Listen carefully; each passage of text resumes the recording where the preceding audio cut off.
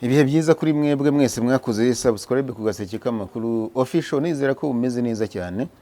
Uyu ni wa mwanya dufata akanya gato cyane tukagira bimwe tuganira mu makuru abari macaracara muri kano karere u Rwanda ruherereyemo. Muri kano kanya rero inkuru yabiciye ikabicikiriza muri kano karere ni inkuru yitabwa muri yombi rya Elias Lukwago. Elias Lukwago asanzwe ari umunyamategeko uzwi cyane ukomeye muri Uganda. Numwe mu bunganira umunyapolitike ufunzwe Dr. Kizza Besigye, ndetse yari amaze n'igihe kinini cyane ategetse umujyi wa Kampala. Mu gitondo cyo kuwa mbere amakuru yabyutse acaracara i Kampala nuko ngo bagiye kubona mu masaha ya saa 11 bakabona imodoka z'inzego z'umutekano ndetse zirimo abasirikare, bamwe bafite bambaye imyambaro ya gisirikare abandi bambaye gisivile, ngo buriye urugo bajya kwa Elias Lukwago. Nyuma ngo baza kuhasanga umugore we, bati umugabo ari hehe, aravuga ati ntabwo nzi aho ari. Mu gihe akivuga gutyo, ubwo ni ibitangazwa n'umugore wa Lukwago, igihe akivuga ko ngo atazi aho ari, umwe mu ba special amukubita umutego amutura hasi. Nyuma ngo bajya mu nzu barasakasaka baza gusanga Lukwago aho ari mu nzu aryamye mu buriri, bahita bamutwara. Abantu bakavuga batese Lukwago yaba yazize iki, byaba byagenze gute? Bimaze kumenyekana ko Lukwago yataye muri yombi, amashyaka arimo FDC ndetse n'ishyaka nka NUP bamaganye bivuye inyuma itabwa muri yombi rya Elias Lukwago, umunyamategeko uhagarariye abandi cyangwa se ukuriye itsinda ry'abantu bunganira Dr. Kizza Besigye. Baravuga bati ibi ni ibigaragaza neza cyane ko Uganda nta kintu cyitwa kugendera ku mategeko kiba mu iki gihugu. Batese umugabo yaba yataye muri yombi gute? Ngira ngo abantu mwakurikiye Agaseke k'Amakuru kamukanya mwumvise ko navuga ko yataye muri yombi, ariko bivugwa ko mu cyumweru gishize urukiko rwakiriye ikirego cyatanzwe na Dr. Kizza Besigye arega General Muhoozi Kainerugaba, avuga ko ngo amutoteza kuva yatabwa muri yombi, ngo yirwa higira kuzamwica. Ubutumwa bwose yagiye yandika ku rubuga rwa X. Noneho rero Elias Lukwago nk'umuntu unganira Kizza Besigye yarajyanye icyo wakwita nka convocation yahawe n'urukiko kugira ngo azabigeze kuri General Muhoozi Kainerugaba. Noneho rero Lukwago ngo yakoze ikiganiro n'itangazamakuru avuga ati ikibazo mfite nta muntu n'umwe uzi biro cyangwa se ofisi ya Muhoozi Kainerugaba nk'umugaba mukuru w'ingabo za Uganda. Kuba rero ngo byari byamenyekanye ko afite icyo kirego, biravugwa ko General Muhoozi yaba n'ubundi yatumye abasirikare be kujya kumuta muri yombi kugira ngo amusuzugure. Abantu benshi ntabwo bigeze bamenye wenda ngo yataye muri yombi kubera iki. Nyuma rero nk'uko bisanzwe General Muhoozi Kainerugaba aza kujya ku rubuga rwa X mu masaha ya mu gitondo kare kare, aravuga ati hari ikintu cy'ikigoryi nataye muri yombi ndetse ubu nakijyanye muri basement, ariko arekeraho. Mu kandi kanya arongera avuga ati cya kintu yakoreshaga ijambo furu, cya kintu ubu kirimo kiriga igiswahili. Mu kandi kanya ati cya kintu kimaze kujya ku bwerero inshuro 3. Noneho rero mu masaha make cyane ashize aza kuzana ifoto yababaje abantu batari bake bakoresha imbuga nkoranyambaga, yaba bashyigikiye Muhoozi ndetse n'abatamushyigikiye. Ni ifoto wenda ngira ngo badukurikiye murayibona. Elias Lukwago apfutse mu maso, ahagaze mu kantu kameze nk'agatuwarete. Noneho rero ajyaho ibyo twita ngo ni caption. Yagiyeho Elias Lukwago yambaye agapira k'umweru, murakabona agapira k'umweru, ntabwo ari t-shirt, ni agapira nk'aka kantu abantu bakunda kwambara nk'imbere y'amashati. Apfutse ikintu kimeze nka sharupe y'abagore mu maso, ubona gifite ibara ry'umukara, ni nka karokaro mbese. Noneho Muhoozi yandika hejuru aho ngaho ngo ongea Kiswahili. Ati komeza rwose sha wige igiswahili. Iyo foto ikimara kujya ahagaragara rero, abantu bose bayiciye umurya, baravuga bati ibintu General Muhoozi Kainerugaba yakoze ni ibintu bitarabaho, nugaragaza ko igihugu kidakurikiza amategeko, n'ishimutwa rihagarikiwe n'ubutegetsi. Hanyuma rero nawe arongera aravuga ati ati reka nongere mbisubiremo, ayurihanga Kizza Besigye, the first chance I get to do it. Ati ibyo mwakwigira byose reka mbisubiremo ko nzamanika cyangwa nzabamba Kizza Besigye, ningira amahirwe yo kubigeraho. Ikintu cya mbere nzakora ni ukumubamba. Ati impamvu nzamubamba yashatse kwica data, ndetse nk'uko byagenda kose ntabwo ibi bintu azabikira.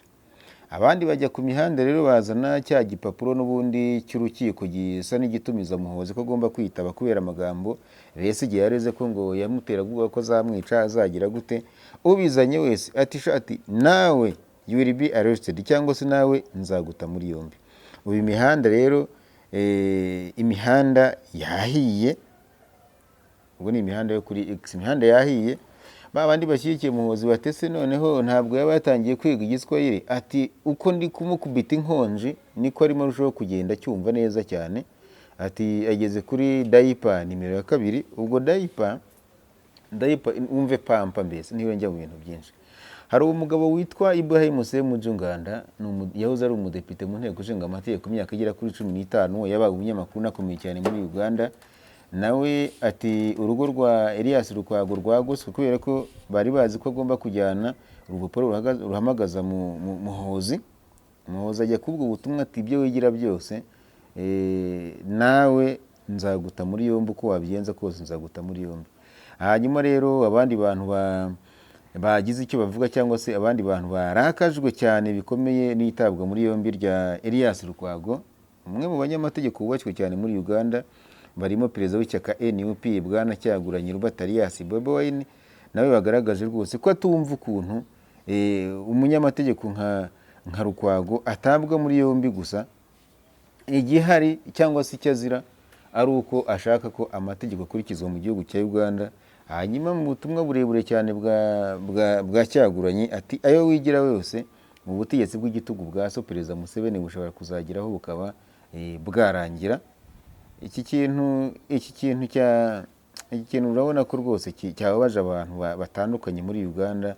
Urumva Muhoozi ari kubishonguraho, aragira gutya bavuga bati nyaboneka ibyakozwe ntibikwiriye, akagenda akamufotora. Abantu bati biriya bintu uko byagenda kose niyica rubozo. Ubu rero abatavuga rumwe n'ubutegetsi muri Uganda bose bahagurutse baravuga bati rwose umuhungu wa perezida Museveni agaragaje ko mu gihugu cyacu nta kintu cyitwa ubutegetsi kugendera ku mategeko na gitoya kihaba. Hanyuma rero mu kinyamakuru nka Daily Monitor bati uwijyanye mu buhungiro ku ngufu akaba na perezida wa National Unity Platform cyangwa se NUP Kyagulanyi Robert Alias Bobi Wine, nawe ngo yasohoye ubutumwa rwose ngo bwamagana kiriya gikorwa. Aravuga ati yewe biriya bintu byakozwe, biriya bintu barimo bakora kuriya ntabwo bibaho. Ati namaze kumva neza itabwa muri yombi ryahoze ari umutegetsi wa Kampala Elias Lukwago, usanzwe uri umunyamategeko ukomeye. Ati arimo yitegura kujyana ikirego kwa Muhoozi kubera ibyo yakoreye Kiza Besigye. Atari ko nyine biza kurangira umuhungu wa perezida Museveni ategetse abasirikare bamusanga bamuta muri yombi.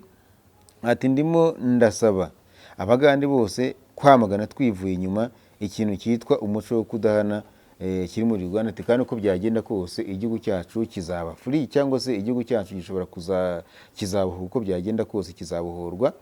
Umunyabanga mukuru wa NUP n'ubundi n'uyu witwa Davis Lewis Rubongoya, nawe yaje kunga mu ryashe bujagaragaza ko byakozwe ari ibintu by'ubucucu. Ati turasaba abantu bose bashoboka kwamagana yuvuye inyuma ibyakozwe na Muhoozi Kainerugaba, kuko uyu munsi niwe ndetse yewe ejo nta bandi.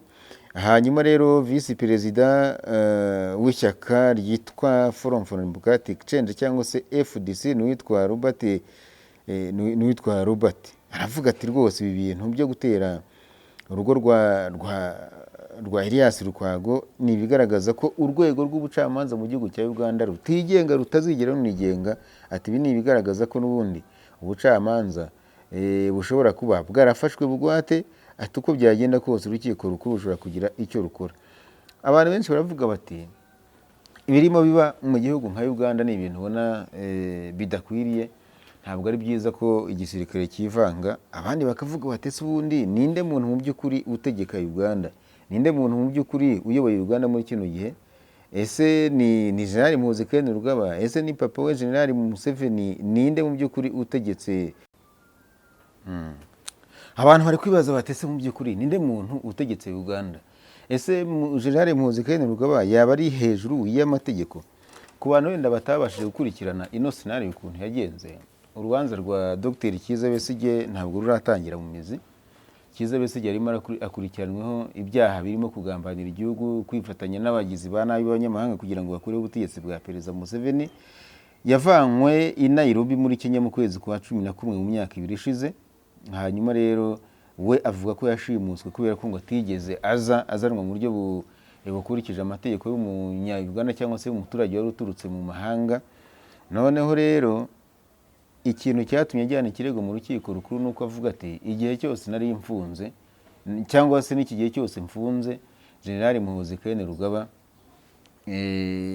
yakunze kwandika ku rubuga rwa Twitter agaragaza ko azangirira nabi, agaragaza ko azanca umutwe, agaragaza ko urubanza rwanjye byarangiye. Ati ibyo bintu byambujije umutekano, ni ukumpungeta, ni ukuntera ubwoba, ni ukumuza uburenganzira bwo gufatwa nk'umwere mu gihe cyose urukiko rutarampamya icyaha. Ibyo ni ibintu biri mu kirego rero cya Dr Kizza Besigye. Urumva rero umunyamategeko we mukuru Elias Lukwago niwe wagombaga kuzajyana iyo convocation, kuko bari bavuze ko bahaye icyumweru kimwe General Muhoozi Kainerugaba kuba yamaze gutegura ubwiregure bwe cyangwa se kwiregura kwe, kugira ngo nawe bazabanze babisuzume. Kuko Kizza Besigye aravuga ati dukurikije uko ubutabera bwacu bumeze tugakurikiza n'imbaraga za Muhoozi, bisa naho ntizeye ko ari ubutabera nshobora kuzabona, bisa naho bamaze kunkatira byararangiye. Ni icyo ngicyo. Icyo rero nicyo ubona gitumye uyu munyamategeko afunzwe mu buryo bubi, mu buryo bubabaje, mu buryo nyine ubona busa n'ubutamuhesha icyubahiro, mu buryo ubona busa n'ubutamuhesha nyine agaciro nk'ikiremwa muntu. Bamuragiye baramushimusa. Nahoze mbona abanyamakuru bamwe basanzwe baziranye na Lukwago bagaragaza ko ngo asanzwe ari n'umuntu ufite ubuzima butameze neza, cyangwa asanzwe ari umuntu ufite ubuzima ubona budahagaze neza, asanzwe abayeho ku mpuhwe z'abaganga cyangwa se akorana n'abaganga umunsi ku munsi. Noneho rero bakavuga bati uko byagenda kose Elias Lukwago naramuka agiye gufungirwa muri basement kwa Muhoozi ashobora kuzahagwa kubera ko atazabona umuganga, atazagira uburenganzira ku muganga. Abenshi bakanavuga bati ariko nta nubwo tuzi mu by'ukuri ikintu cyaba gifunze Elias Lukwago. Bati ntabwo tuzi icyo ari cyo, ntituzi ngo byagenze gute, ntituzi, reka data. Niyo mpamvu ubona abantu bose bahagurutse. Urumva rero nabazamura abasesenguzi bagaragaza ko ngo ibyakozwe na General Muhoozi bisa no guca amarenga yuko n'ubundi guhungeta abantu bose batavuga neza ubutegetsi bwase muri imanda bisa nibitangiye, kandi ko nta hantu bazabicikira. Bavuga bati ko nahoze mbona bavuga bati urebye bataye muri yombi uyu nguyu, ariko n'uwa mbere ni nko gutanga gasopo ngo buriya abenshi ntabwo baratabwa muri yombi, cyangwa se abantu bavuga ngo bataye muri yombi n'iki ni ikigaragaza ko gahunda yo guta muri yombi abantu bose badahumeka ubutegetsi bwa Perezida Museveni bisa nibitangiye. Urebye ni icyo ngicyo, ariko abantu benshi babona ko basa n'abagize ikintu cy'icyoba. Abantu benshi bagize ubwoba bateze niba ari uko bihagaze biraza kugenda gute, kuko nyine we ntanagaragaza kwicuza cyangwa se kugaragaza wenda ko ibyo yakoze atari byo. Waravuga ati buri muntu wese ushaka kwitambika cyangwa ushaka kuzana ibintu by'ivogonyo n'iguti n'ivuzivuzi uko byagenda kose ashobora kuzisanga yataye muri yombi. Na cyane ko iyo urebye ubona imbaraga muri iki gihe nyine zifitwe na Afande. Muri iki gihe rwose Afande nahoze mbona uwitwa Daudi Kabanda, uyu ni umwe mu bantu bahoze muri wa muryango we wa Patriotic League of Uganda. Avuga ati nyabuneka ese ntabwo ufite ubwoba bwa Marita Karua ndetse na Segona, ubwo nabunganizi nabafatanyaga na Elias Lukwago mu kunganira Dr Kizza Besigye. Ntabwo ufite ubwoba se ko bari buze kuguhagurukira ko utaye muri yombi umupampe wabo? Ati eka that no way I'm going for them next. Ati ibyo nta kintu bintwaye rwose, ubu ngubu urebye nibo bakurikiyeho. Hanyuma nahoze mbona hari undi muntu, ni umunyamategeko ubanza bamwita Tumukunde, yanditse ikibaruwa kirekire yavuga ati rwose nyabuneka nubwo hari ibyo ushobora kutakumvikanaho n'umuntu, nyabuneka ibyo ikintu cyo guta muri yombi Elias Lukwago ntabwo ari ibintu twishimiye.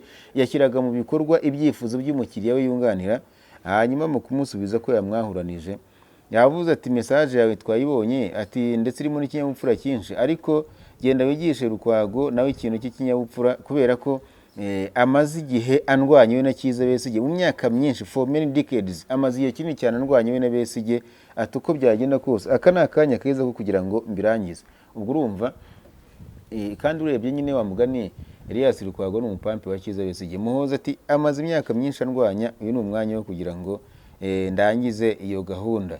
Hanyuma aragenda mu gitondo ati ngo he summoned me, how do you dare to utter those words, only Muze can summon me, this fool will run the reason he has been begging for.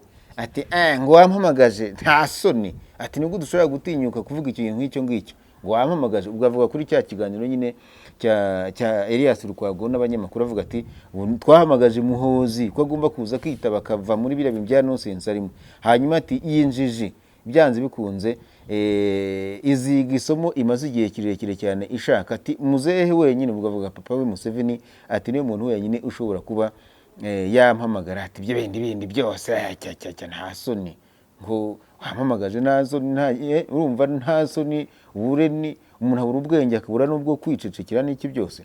Imihanda rero muri Uganda urebye muri kino kigoroba ikirimo ni icyo ngicyo, cyangwa se igihari ni icyo ngicyo cyuko itabwa muri yombi rya Elias Lukwago ubona ryamaze guteza yegere muri icyo gihugu nyine cyacu cy'abaturanyi Uganda. Uko byagenda kose ubwo barasakuza mu gihe gitoya, ubundi batuze bicecekere, kuko na Cyaguranye Robert Alias Bobi Wine nawe yaravuze bigezeho arigendera.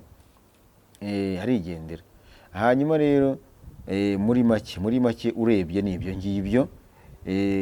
Nahoze mbona wa munyamategeko rero n'uwitwa Medard Rubega Seguna, bamubaje batese Lukwago arahagana hehe, aravuga ati I certainly cannot know, rwose ntabwo napfa kubimenya. Kandi ntekereza ko and I dare not claim that even the devil himself knows, we can only speculate. Ati na Lucifer sintekereza ko yabazantari, icyo twakora no gupfa kubeshya tukavuga ngo wenda arangaha. Ati icyo ntekereza cyo wenda ati nuko ashobora kuba yatawe muri yombi mu mporera y'abanyabyaha barimo bagenda bata muri yombi, cyangwa se bafata abaturage mu buryo bw'akavuyo babashimuta bagira gute. Ati ntekereza ko yaba nazira no kuba yunganira Dr. Kizza Besigye. Hanyuma rero akimara kuvuga ati bunu guspekira n'iki, niho General Muhozi yaje aravuga ati umva turamufite ubu ngubu is learning Kiswahili, ngo arimo yiga Igiswahili. Hanyuma rero nahoze mbona bagaragaza ko ngo bavuga batari ko hari abantu bagomba kuba batazi kureba ibipfa n'ibikira. Ubwo bavuga ko iyi dosiye nyine bati none ntabwo muzi ko inteko ishinga amategeko yamuhamagaje akanga kuyitaba, bakavuga ko abadepite nibareba nabi abafunga bikarangira aho ngaho, akavuga ko ngo ari abantu b'aba crowns cyangwa se abantu binjije werewere bari aho ngaho. Ati ubwo ni gute umuntu w'umunyamategeko yitwaza ngo ni itegeko n'iki byose, ngo kuringanira imbere y'amategeko n'iki, agahamagara uwo nguwo. Abandi bati Kainerugaba yafashe Elias Lukwago aramupfuka mu maso, ngira ngo ifoto nayiberetse, bahita bibutsa ko n'ubundi n'uwitwa Mutwe Edi Mutwe wo muri NUP nawe yamufotoye yamwambitse ubusa, yanamwogoshe bya bisatsi yari asanzwe agira ibintu nk'ibyo ngibyo. Abantu benshi nabonye batemeranya n'iritabwa muri yombi ry'uyu munyamategeko Elias Lukwago, ariko nanone abanyabubasha nyine buryo usanga ariko bihagaze, abanyabubasha niko bigenda. Kandi hakurya y'umuvumba buriya uko byagenda kose uriya mugabo arakomeye, mwashaka mutabishaka, kuko afite imbaraga yaba izahabwa n'amategeko cyangwa se n'izahabwa n'umwanya afite. Buriya ntekereza ko kuba CDF ni umwanya ukomeye, yego nibyo, ariko ntabwo bikomeye kurenza kuba umuhungu wa perezida mu bihugu bimwe na bimwe nyine bya Afurika. Nese urumva niba abigenza gutya ubona nta kundi nyine byagenda, nta kundi ngaho nguko. Rero muri Uganda washaka yavayo, inkuru yaranze ibintu byaho uyu munsi urebye yari iyo ngiyo. Nahoze ntegereje ariko tukivuga kuri Muhozi mu kanya twigeze kuvuga ku bintu bijyanye na Gashumba. Muhozi avuga ko yamuhamagaye Gashumba Frank ni umwe mu bakuriye community yitwa Abavandimwe n'Abanyarwanda bo muri Uganda. Nimvuga Abanyarwanda wumve nyine nk'uko wavuga ngo abega bo mu Rwanda ukumva abanyiginya bo mu Rwanda ni amoko mbese nk'ibyo byose. Nawe rero mu minsi yashize yigeze gusa n'ukandagira umuzamu aravuga ati ariko niba ikibazo cy'abanyarwanda badahabwa agaciro batemerwa muri Uganda kidahawe umwanya, dushobora kuzisanga havutse M23 verisiyo ya Uganda. Hanyuma Muhoza ati uyu mugabo utangiye kwizanisha ibintu bya M23 reka nze muhamagare tubiganireho, ariko ikiganiro ngo gishobora kuba kitazaba match ya gicuti kubera ko yahise amwambura inshingano zose yari afite muri Patriotic League of Uganda.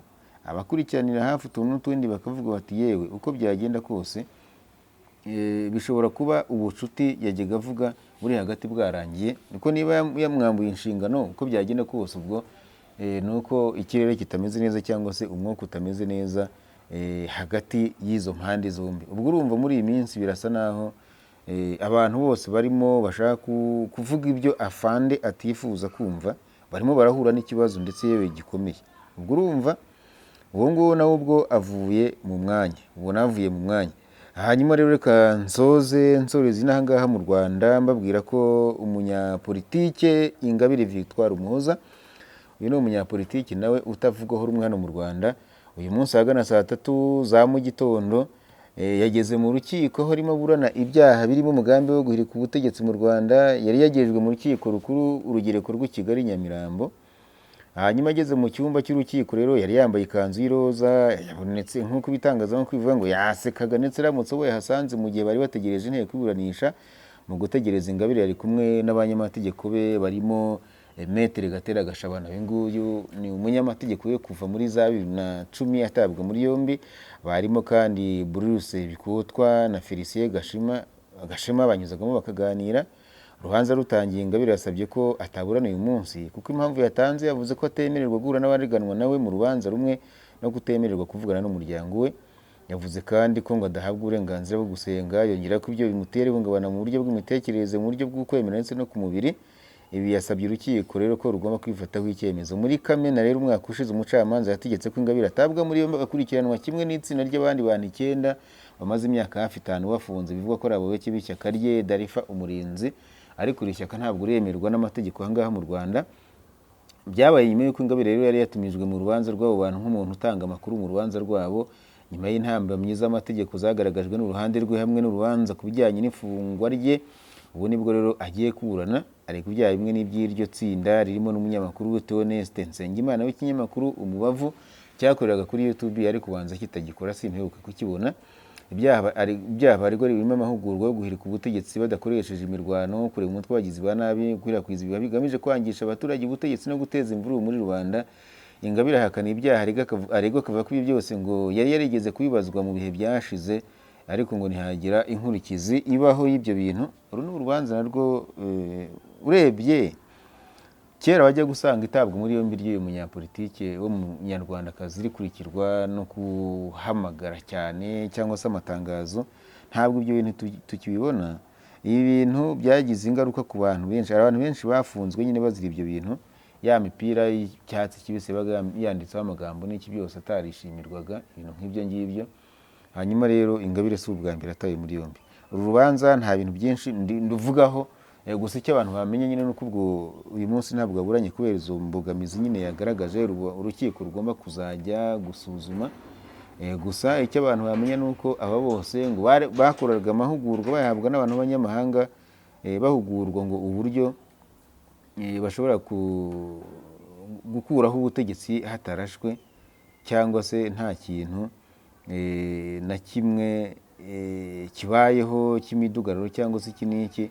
Ibyo bintu babivugaga bagendeye kuki, ngo hari igitabo nabonye niba ari Umuholandi niba ari inde basomaga ngo kirimo uburyo abantu bashobora gukuraho ubutegetsi nta sasu rivuze, nta nugize gute, imyigaragambyo gusa, kujugunya amatracte kugira gute. Ibyo ni bimwe mu bikubiye muri dosiye nyine y'abo bantu. Ubwo ni ugutegereza tukareba ese ibi byaha bizamuhama ese ntibizamuhama, na cyane ko ubwa mbere byari byamuhamye birimo n'ubundi bijya gusa gutya, ariko hakazamo n'icyo guhakana no gupfobya jenoside. Bari bamukatiye igifungo cy'imyaka ndatekereza yari 15, ariko aza kurekurwa ku mbabazi z'umukuru w'igihugu nubwo nyuma yigeze kuvuga ko ngo atazisabye, ariko impapuro twagiye tubona bagaragazaga ko nyine izo mbabazi yazisabye ndetse akanazihabwa. Ibintu nk'ibyo ngibyo nibyo twakunze kugenda twumva. Muri make rero muri iki kigoroba uwashaka yaba ahiniye aho ngaho. Hanyuma nahoze mbona ejo bundi abantu banteye imijugujugu ejo bundi. Bigenze gute? Ngo babonye turimo twamamaza cyangwa se dutambutsa ubutumwa bw'umuganga witwa Kisake. Kisake rero cyangwa se Gisake ni umuganga gakondo, ubundi ni umuganga gakondo. Hanyuma rero mu byo avura aravuga ati abantu bose barozwe bafite indwara zabaye akarande, abantu bafite inyatsi, abantu ngo bakora bagahomba, n'abazinzwe n'iki byose, n'abantu barwara ibintu by'ibijaganyuro cyangwa se bakaribwa umubiri wose, ndetse n'abagabo n'abagore ngo batakibasha kurongora amabanga y'abashakanye. Muganga Kisake aravuga ati babwire nimuze mungane. Hanyuma rero ngo agerageze kubafasha. Nimugende mu mugane, ni 0788911144, 0788911144. Iyo ni telefone y'umuvuzi gakondo Kisake cyangwa se Gisake, umuhamagaraho hanyuma akakugira inama mu bigendanye n'ubuzima nguko uko bihagaze. Ku ruhando mpuzamahanga ntabwo turi buze kujyayo, dushobora kuzajyayo ku munsi w'ejo cyangwa se ikindi gihe. Karaka update gatoya nyine kuko ibintu byifashe muri kano karere uyu mugoroba, kugira ngo muze kumva nyine uko bihagaze. Ubwo nahejo mukore subscribe, mukore share, comment ndetse na like, hanyuma ibindi ubundi